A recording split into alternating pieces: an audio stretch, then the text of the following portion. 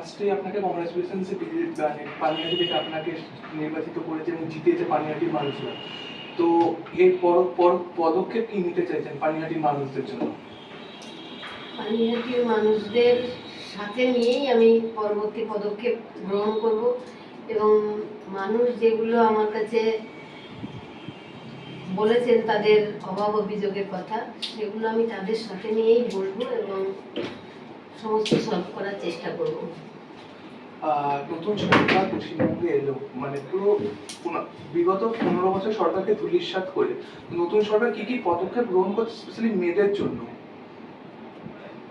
অনেক কিছুই, সবে তো সরকার এলো, মেয়েদের মানে নারীদের নিরাপত্তা, আগেকার সরকার যিনি ছিলেন তিনি যেমন বলেছিলেন মেয়েদের 8টার পরে বাইরে বেরোনো যাবে না, মেয়েদের নাইট ডিউটি দেওয়া হবে না, সেই সব থেকে মেয়েরা মুক্তি পেয়েছে।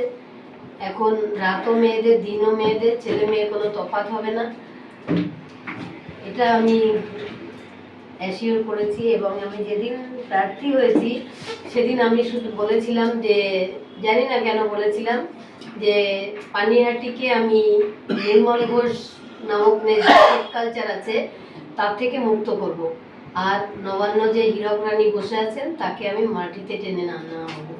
আমি দুটোই সফল হয়েছি। সমস্ত পশ্চিমবঙ্গবাসী, সমস্ত পানিহাটিবাসী আমাকে সমর্থন করেছেন, ভালোবাসা দিয়েছেন, তাই আমি তাদের জন্য যতটা পারি আমি করব। বেসিক্যালি অনেক জায়গায় তোলাবাজি সিন্ডিকেট ইউনিয়ন হয়েছিল, তো এখন কি সেটা পানিহাটিতে চলছে না পানিহাটি থেকে বন্ধ হয়ে গেছে? না, পুরোপুরি বন্ধ হয়নি, আমার কাছে কিছু কিছু জায়গায় খবর আছে যে এখনো চলছে। তো ওটা বন্ধ করার কি পদক্ষেপ নিচ্ছেন? নেব, আমি সেইভাবে পদক্ষেপ, প্রশাসনিক পদক্ষেপই নেব।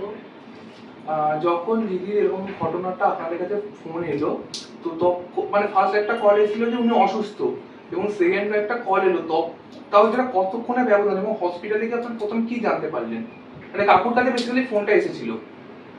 সেদিন ওর বাবা বাড়িতে ছিল না, তখনই বাড়িতে এসেছিল, এসে আমাদের খাওয়াও হয়নি, বলছে আমার ভালো লাগছে না বলে শুয়ে পড়েছিল। ঠিক সেই মুহূর্তেই 10:53 প্রথম ফোন কলটা এসেছিল, আপনার মেয়ে অসুস্থ, আর.জি.কর হসপিটাল থেকে বলছি। যাই হোক, ওটা খুব দুঃখজনক ঘটনা, ওটা পার করে এসেছি। সেই সময়ই আবার ওর বাবা ফোন করেছে যে কি হয়েছে আমার মেয়ের। তো আমি বলছি পাশ থেকে, ও তো ডিউটিতে ছিল, ওর কি এমন শরীর খারাপ হলো।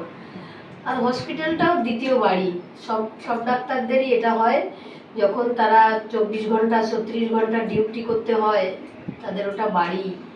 কোনো টাইম লিমিটেশন থাকে না? টাইম লিমিটেশন কোনো থাকে না, হয়তো সে 4টের সময় বাড়ি আসবে, কিন্তু পেশেন্ট যতক্ষণ থাকবে ততক্ষণ তার ডিউটি বর্তায় একজন ভালো ডাক্তার হিসাবে। কোনো কেউ মানে না নিয়ম, কিন্তু আমার মেয়ের পেশেন্টের তো প্রাণ ছিল, সে নিজে না খেয়ে আগে পেশেন্টদের দেখতো। সেদিনও তার অন্যথা হয়েছিল না, সেদিন সকালে বাড়ি থেকে যেটুকু খেয়ে গেছিল, তারপরে বিকেল 5টার সময় সেদিন আমার কাছে বায়না করেছিল, মা তুমি টিফিন করে দেবে। তো সেই টিফিনটা খাচ্ছিল যখন, তখন 5টা বাজে বিকেল, তখন ফোন করেছিল। আবার পাশ থেকে একজনকে বলছিল যে তুই আমার খাবার আছে বেশি, মা করে দিয়েছে, তুই একটু খেয়ে নে। তো এই যে তার ভিপি সুমিত রায় তফাদার বলেছেন বিকেল 4টে থেকে 8টা অবধি ওকে হসপিটালেই ছিল না, তাহলে ও কোথায় ছিল? আমি সমস্ত সিসিটিভি ফুটেজ চেয়েছি যে কোথায় ছিল আমার মেয়ে, আর ও যে হসপিটালে ছিল তার প্রমাণ তো আমার কাছেই রয়েছে। ও খেতে খেতে আমাকে ফোন করেছিল, এবং লাস্ট 11টা 15-তে ফোন করেছিল, তখন সুন্দর হাসি খুশি, সারাদিনের যে তার পরিশ্রমের সেই ক্লান্তিটাও তার মধ্যে ছিল না। আমি বলেছিলাম তাড়াতাড়ি খেয়ে নে, বলছে হ্যাঁ মা, আমার হাতেই খাবার দিয়ে গেল এক্ষুনি, আমি ওদের খেতে ডেকেছি, আমরা খেয়ে নেবো, তোমরাও তাড়াতাড়ি খেয়ে শুয়ে পড়ো। সেই মেয়েটা যে সকালে আর থাকবে না, আর তার বিরুদ্ধে এত মানে তথ্য প্রমাণ লোকপাট, সেটা আমরা হসপিটালে যখন পৌঁছালাম 12:30 নাগাদ, তখন দেখলাম, আমরা তো মেয়েকে গিয়ে এমার্জেন্সিতেই খুঁজছিলাম, কারণ ওখান থেকে বলা হয়েছিল ওনার শরীর খারাপ, উনি অসুস্থ, আমরা ওনাকে এমার্জেন্সিতে নিয়ে যাচ্ছি। তারপরেও একটা ফোন এসেছিল যে আপনাদের অনেকক্ষণ ধরে বলতে চেয়েছিলাম, তো আপনার মেয়ে বোধহয় সুইসাইড করেছে। তো আমরা গিয়ে এমার্জেন্সিতে ওকে খুঁজতে থাকি। তখন একজন সিকিউরিটি গার্ড, তাকে আমি বলি আমার মেয়ে এখানকার ডাক্তার। তো সে বুঝতে পারে, সে আমাদের উপরে নিয়ে যায়।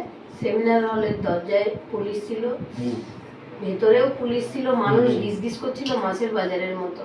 আমি পুলিশের পায়ে ধরে কেঁদেও পারিনি।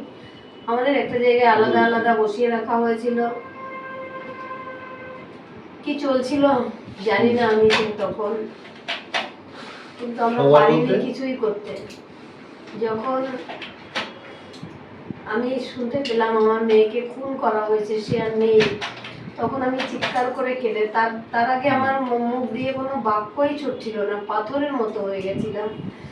তো আমি তখন চিৎকার করে বলেছিলাম যে যারা আমার মেয়েকে খুন করেছে, এখানে আমি কোনো পোস্টমর্টম করাবো না, আমি বাইরে নিয়ে যাব, আমাদের হাতে ছেড়ে দেওয়া হোক। কিন্তু হসপিটালের প্রোটোকল মেনে না মেনে জানি না, ওখানেই সব কিছু হয়েছে। এবং কালকেও একটা রিপোর্ট হয়তো আপনারা পেয়েছেন যে ফরেনসিক বিশেষজ্ঞ বলে যেনাকে পাঠানো হয়েছিল ডেড বডি করতে, তিনি ফরেনসিক বিশেষজ্ঞ ছিলেন না, তিনি বায়োলজি ডিপার্টমেন্টের ছিলেন। এসব অনেক গাফিলতি ভেতরে আছে। যিনি অপূর্ব বিশ্বাস আমার মেয়ে ডেড বডি পোস্টমর্টম করেছেন। একটা জেনারেল ডেড বডি পোস্টমর্টম করতেও 2 ঘন্টার বেশি টাইম লাগে। আর যার গায়ে 28টা ইনজুরি, এত ক্ষত চিহ্ন, পাটা এমন ভাবে ছড়ানো ছিল, তার এখানে কোনো হাড় না ভাঙলে সেটা হয় না। আর আমরা গিয়ে সেমিনার হলে যেটা দেখেছিলাম, পুরো বিছানার চাদরটা টান টান করে পাতা, জুতোটাও সুন্দরভাবে গুছিয়ে রাখা, তার জিন্স প্যান্ট, ইনার প্যান্ট সব পাশে সাইডে ভাঁজ করে রাখা, মাথার সামনে তার ল্যাপটপ, মোবাইল, জলের বোতলটাও সোজা করে রাখা, গায়ে একটা আকাশি কালার চাদর দেওয়া, সবুজ চাদর দেওয়া। তার আগে একজন আমাদের কেউ জোর করে ঢুকেছিল, তখন দেখেছিল আকাশি কালার চাদর গায়ে। এবং ওখানে যারা রাতে ডিউটি করছিল তারা বলছিল লাল কম্বল গায়ে ছিল। এইভাবে যে বারবার বদল হয়েছে, আমার মেয়ে যে ওখানকার ডাক্তার তাই কেউ মনে করেনি। সব থেকে আশ্চর্যজনক হচ্ছে, যখন সুমিত রায় তফাদার সন্দীপ ঘোষকে ফোন করলেন, সন্দীপ ঘোষ মানে বললো ওনাকে মর্গে পাঠিয়ে দিন, তখন আমার মেয়ে বেঁচে আছে না মারা গেছে তার কোনো ক্লিয়ারেন্স ছিল না। তখনই উনি বলছেন ডেড বডি মর্গে পাঠিয়ে দিন। ম্যাম, 3 জন আইপিএস অফিসারকে সাসপেন্ড করেছেন শুভেন্দু বাবু, তো সেটা দিয়ে কি মনে হয় এবার কি কেস এগোবে? কেস অবশ্যই এগোবে, তবে এই 3 জনই দোষী। তার সঙ্গে আরো একজন আছেন, তিনি হচ্ছেন মুরলীধর শর্মা, তাকে এখনো আওতায় আনা হয়নি। এই 3 জন, যিনি ইন্দিরা মুখার্জি, তিনি সেমিনার হলে যারা ছিল, কোনো কর্ডন ছিল না ডেড বডির পাশে। তো ইনি বিভিন্ন মানে প্রেস কনফারেন্স করেই ভুল তথ্য দিচ্ছিলেন যে অনেক অনেক এক্সপার্ট, অভিজ্ঞ বিরূপাক্ষ এদের ফিঙ্গারপ্রিন্ট এক্সপার্ট বলেছেন, দেবাশিস সোম ছিলেন, প্রসূন চট্টোপাধ্যায় ছিলেন। আমরা তাদের চিনতাম না, উনি প্রেস মিট করে মিথ্যে কথা বলে তাদের মিসগাইডেন্স। আর যাকে করা হয়েছে সাসপেন্ড, তিনি আমার মেয়ের ডেড বডির সামনেই ওর বাবাকে টাকা দিয়েছিলেন এবং বলা হয়েছিল যে এই টাকা যে আমরা দেওয়ার চেষ্টা করেছি সেটা যেন কাউকে বলা হয় না হয়, মেয়েকে যাব। কিন্তু আমি সেটা পারিনি না বলে চুপ করে থাকতে।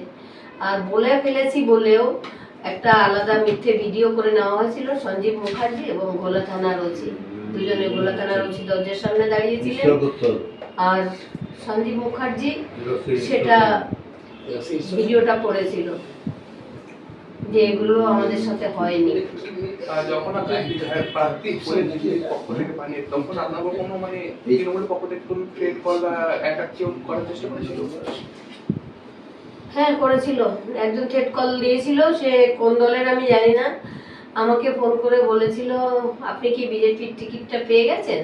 আমি বলছি আপনি কে বলুন তো, আপনাকে কেন বলবো না, টিকিটটা যদি আপনি পেয়ে থাকেন ওটা ফেরত দিয়ে দেবেন, ওরা আপনাকে কিছুই করবে না, বিচার দেবে না, আপনার নামে উল্টাপাল্টা মিথ্যে ফাঁসিয়ে দেবে, দিয়ে আপনাকে তাড়িয়ে দেবে, এরকম থ্রেট কল এসেছিল। Thank you madam.